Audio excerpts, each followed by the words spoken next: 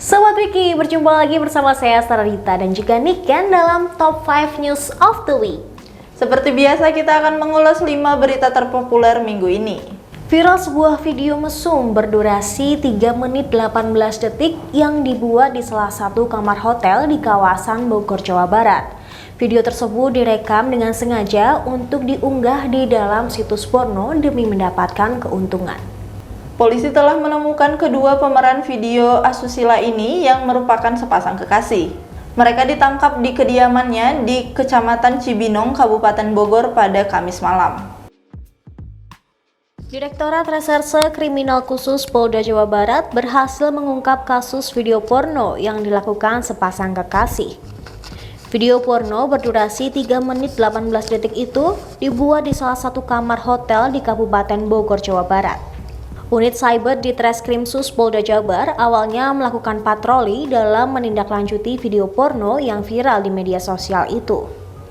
Dari hasil penelusuran, polisi akhirnya berhasil mengidentifikasi kedua pemeran video mesum tersebut.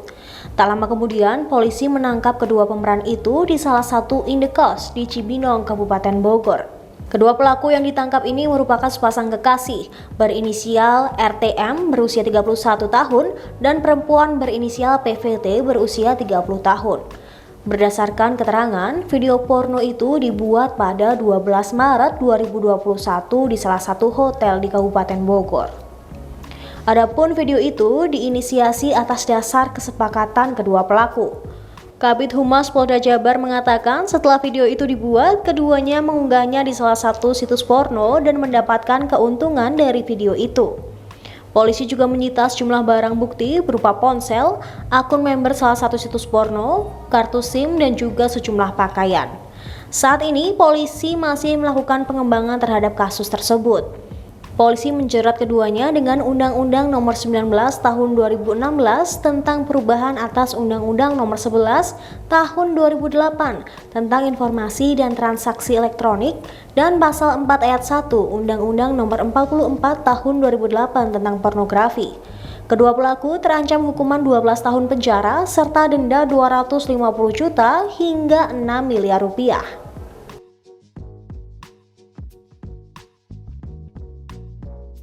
Terdakwa kasus kerumunan di Petamburan Rizik Syihab berang saat harus menghadiri sidang lanjutan yang digelar secara virtual. Rizik harus dipaksa oleh jaksa penuntut umum dan juga dibantu polisi agar bisa hadir di dalam ruang sidang yang berada di Rutan Bareskrim Polri pada Jumat pagi. Ia bersikeras tidak mau menghadiri sidang secara virtual. Rizik Syihab berdebat dengan Majelis Hakim Pengadilan Negeri Jakarta Timur pada Jumat 19 Maret 2021. Perdebatan terjadi karena Rizik Syihab tidak bersedia untuk mengikuti sidang secara online. Ia menyatakan dipaksa untuk hadir di ruang sidang. Hakim Ketua Suparman Nyompa meminta Rizik untuk hadir di persidangan. Bahkan ia meminta tolong kepada aparat kepolisian untuk menghadirkan terdakwa. Ketika akhirnya ia dihadapkan ke layar yang memperlihatkan majelis hakim di Pengadilan Jakarta Timur, Rizik langsung naik pitam. Ia merasa dipaksa dan direnggut hak asasinya sebagai manusia. Suparman berupaya menenangkan Rizik dan meminta terdakwa untuk duduk. Akan tetapi, Rizik terus melancarkan kemarahannya sambil tetap berdiri. Suparman lantas berusaha menenangkan lagi, menekankan bahwa terdakwa diberikan persidangan yang terhormat dari negara. Hakim juga menerangkan jika persidangan negara bukanlah persidangan pemerintah, sehingga meminta Rizik untuk mematuhi sidangnya tersebut. Akan tetapi, Rizik bersikeras jika sidang online digelar tidak adil, sebab ia merasa jalur ini diambil tanpa persetujuan darinya sebagai terdakwa. Ia menyatakan memiliki hak untuk hadir di dalam ruang sidang, bukannya tidak mau untuk mengikuti sidang. Jaksa penuntut umum pun menjelaskan bahwa persidangan online ini harus tetap dilaksanakan dengan agenda sidang pembacaan dakwaan. Persidangan tersebut akhirnya berlangsung dengan agenda pembacaan dakwaan dari pihak jaksa penuntut umum.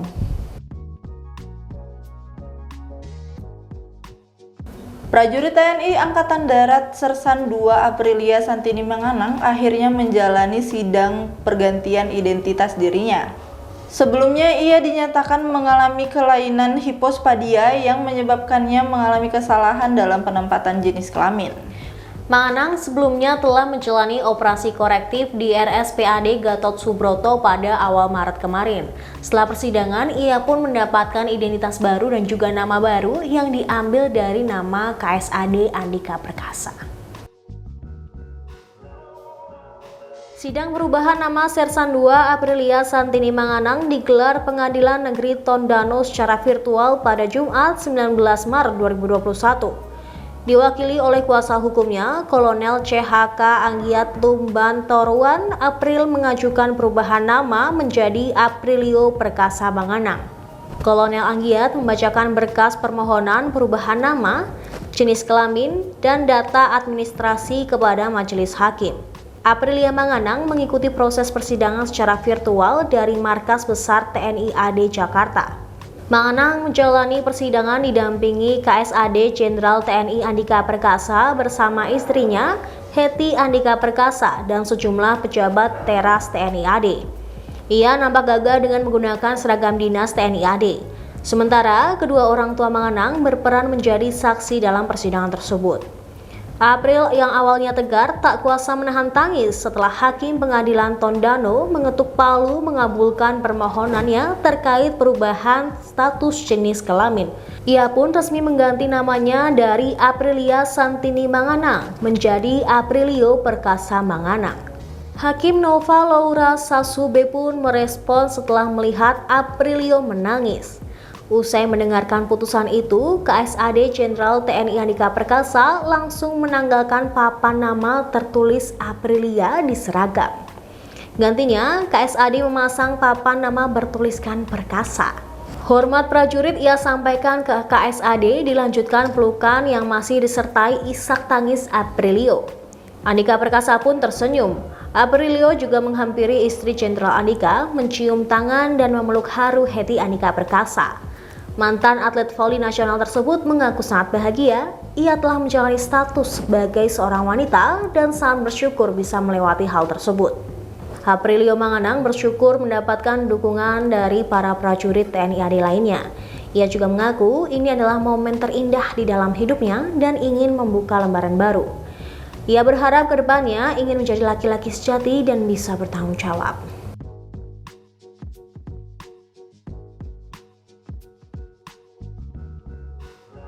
Nasib apes dialami oleh pria asal Tegal yang dianggap telah menghina wali kota Solo Gibran Rakabuming Raka. Dia dianggap menghina Gibran setelah meninggalkan komentar bernada negatif di Instagram.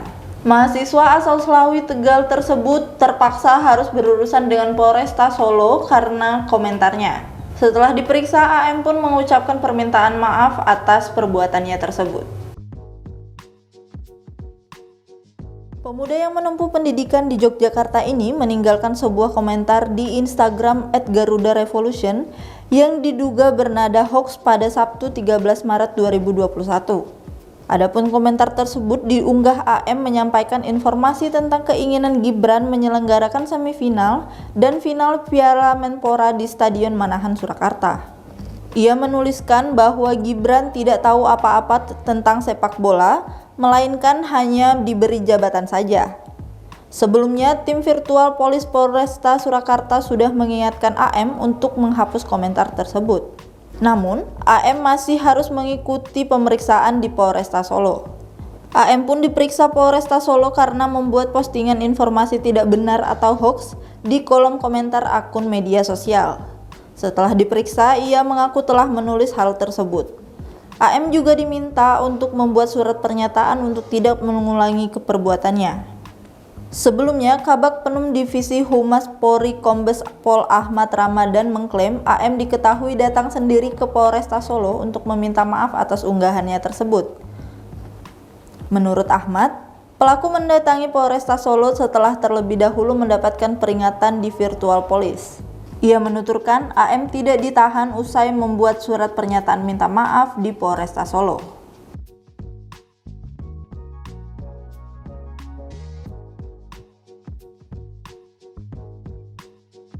Duta Besar Indonesia untuk Inggris Desra Percaya mengambil langkah tegas atas dipaksa mundurnya tim bulu tangkis Indonesia di turnamen All England 2021. Desra menyayangkan keputusan sepihak yang diambil oleh NHS dan BWF. Sementara itu, Ketua Umum PP PBSI Agung Firman Sampurna menyatakan bahwa ditariknya tim Indonesia itu bukan kesalahan dari Federasi Bulu Tangkis Dunia BWF.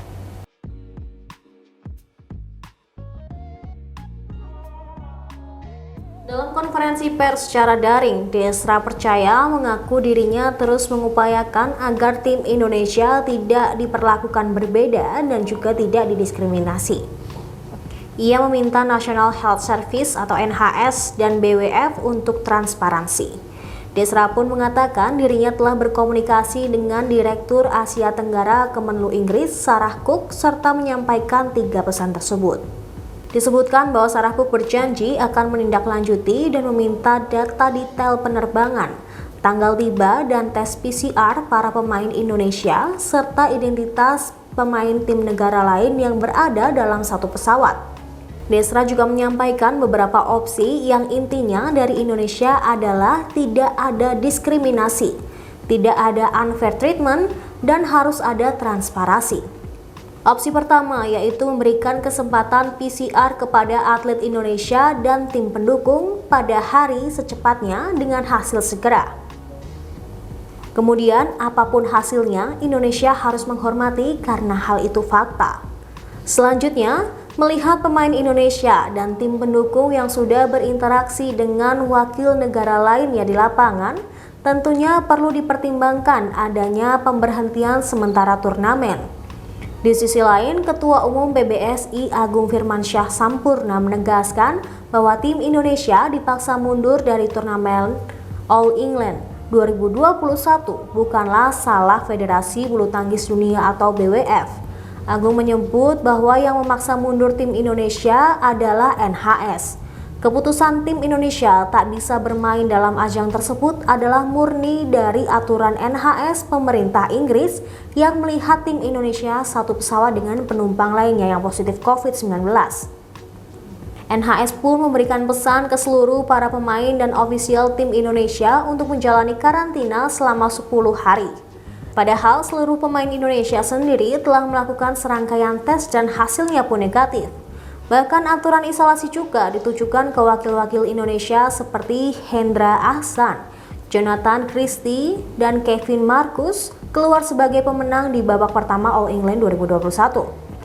Agung Firmansyah sangat kaget mendengar kabar tersebut, kini harus berupaya agar tim Indonesia bisa melakukan pertandingan. Kini para pemain Indonesia meminta pemerintah untuk segera memulangkan mereka ke tanah air.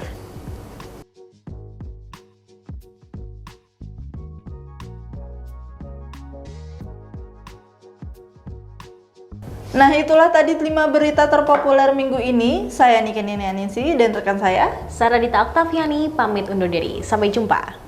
Terima kasih sudah nonton. Jangan lupa like, subscribe, dan share ya.